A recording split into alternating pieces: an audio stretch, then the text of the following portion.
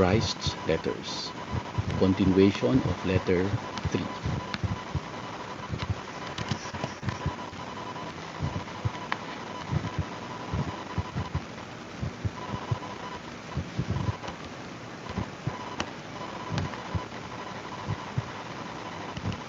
I felt great sadness to be leaving my disciples who had served me so well. With my sadness came a return of all my fears and conflicts. I had moments of deep emotional self-pity. I felt that no one understood all I had tried to do for my people and the sacrifice I was prepared to make for them.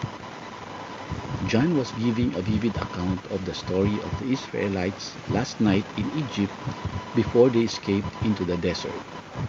He spoke of Moses' instructions to the head of each family to kill an unblemished lamb, to cook it in a certain way and paint its blood on the doorposts of all Israelite dwellings, because that very night angels would come and slaughter all the firstborn children of the Egyptians and their livestock.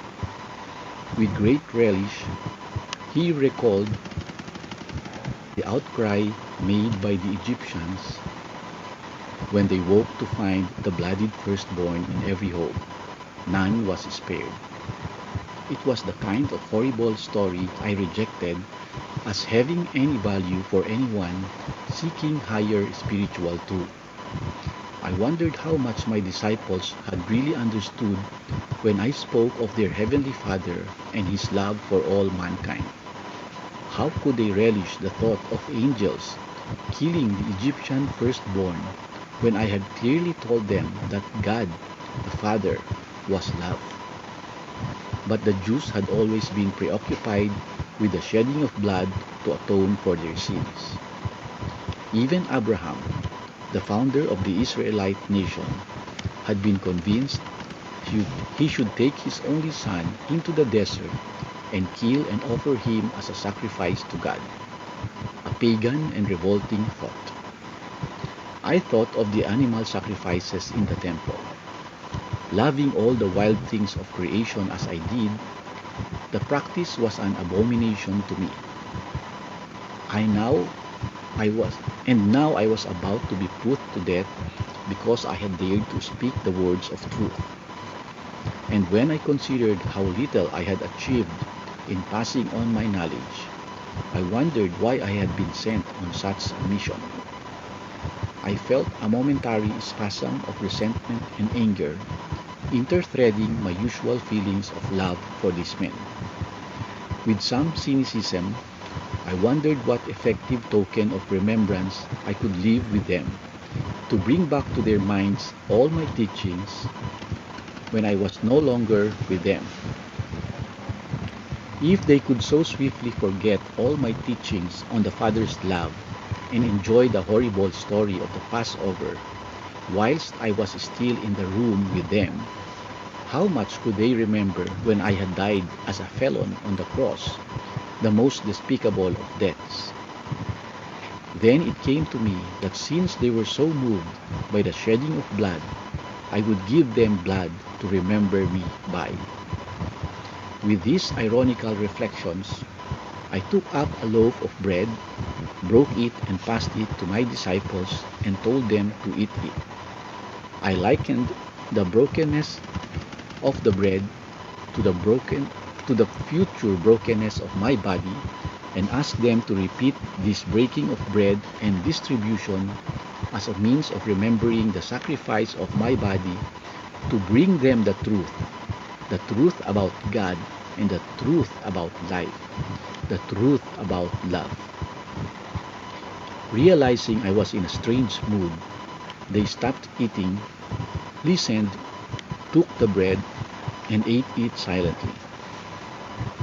Next, I took up my goblet of wine and passed it around, saying that they must each drink from it, for it was a symbol of my blood, which would shortly be shed because I had dared to bring them the truth of existence.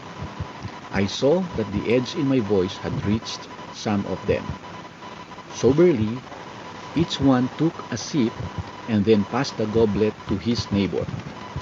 But still, they said nothing. They sensed I was in earnest and would not tolerate any more argument. Then I told them that a certain man amongst them would betray me. Privately, I understood his motives and knew that he was a necessary part of the future sequence of events. He was but playing a role which his nature had prompted him to do. I knew that he would suffer greatly, and I felt compassion for him. But these thoughts I kept to myself. When I mentioned that one of them would betray me and told Judas to leave and do what he had to do quickly, the disciples came alive, wondering if this was really their last meal with me.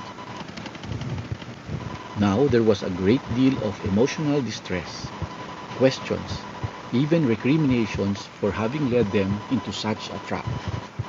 Again, they wondered what they would do with their lives after I had gone. They asked what kind of standing they would have in the community if I were crucified. They would be an object of derision, they argued. No one would ever again believe a word they spoke. Deeply saddened by their self-centered response to my predicament, I assured them they had no need to fear for their own safety. They would abandon me and would not be connected to my crucifixion. After my death, I suggested they should disperse and return to Galilee.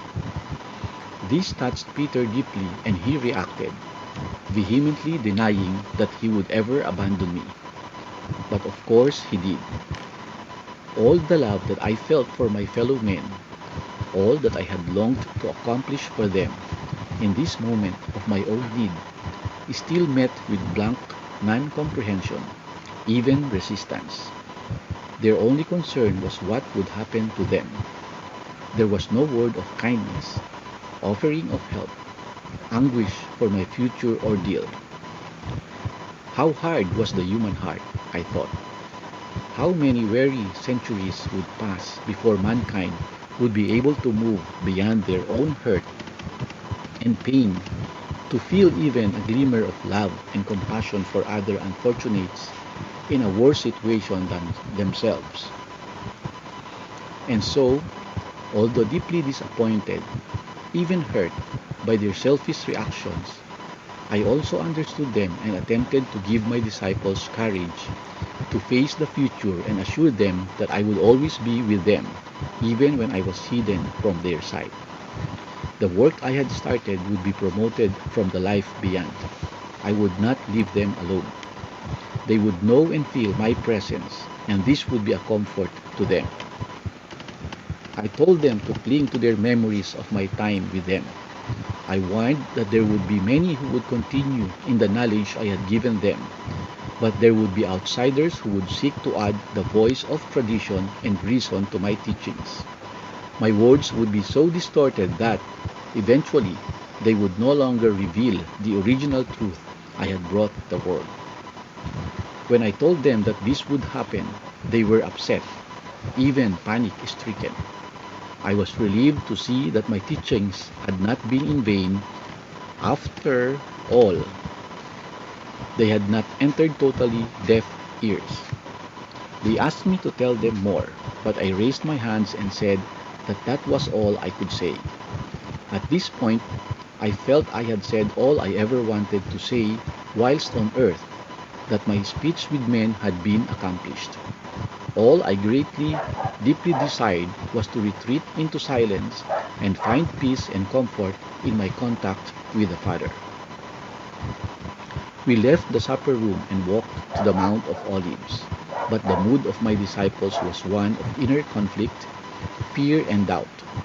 Most of them left to join their families and friends who would be still celebrating their own Passover. In the garden, there was a special boulder shaped like a little cave. I liked to shelter in it from the wind, and so I sat and meditated and prayed, seeking a way into the exalted harmony I had enjoyed in the past. I knew that when I moved into attunement with the Father love, My fears would dissolve and I would be in a state of total, absolute, peaceful confidence again. As I felt that the power of love moved into me and possessed my human consciousness, so did the strength to endure what lay ahead possess my heart. I would be able to remain within the love and give the love to others to the very end. And so it was. I will not even attempt to re-enter into the trial and crucifixion state. It is of no consequence. When I finally died on the cross and my spirit withdrew from my tortured body, I was lifted into ineffable and radiant light. I was enclosed in the warmth and comfort of love, such as I had never experienced before. I had a sensation of enveloping praise, a powerful assurance of work well done, of ecstasy in universal strength to continue the work, and joy and rapture, which is far beyond any that the earthly condition can ever know. I moved into a new and wondrously beautiful way of life, but I still descended in consciousness to remain in touch with the people I had left behind. I was able to show myself to those who were sufficiently sensitive to be able to see me. However, the story of Thomas, who supposedly fingered my wounds, is nonsense.